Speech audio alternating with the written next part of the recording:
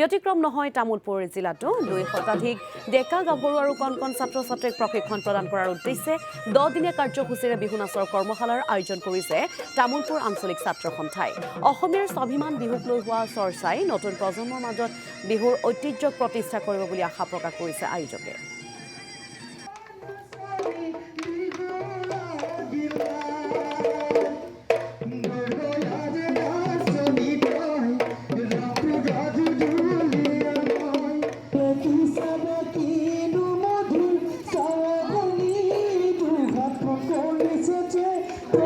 পোনপ্ৰথমে সমূহ ৰাইজক ৰঙালী বিহুৰ আন্তৰিক শুভেচ্ছা জ্ঞাপন কৰিছোঁ আৰু তামুলপুৰ ছাত্ৰ সন্থাৰ উদ্যোগত যি 10 দিনীয়া বিহু নৃত্যৰ কৰ্মশালা আয়োজন কৰিছে তাত মই প্ৰশিক্ষক হিচাপে আছোঁ আৰু তামুলপুৰ ছাত্ৰ সন্থাৰ উদ্যোগত যি এইটো এটা পদক্ষেপ, এইটো এটা সুন্দৰ পদক্ষেপ।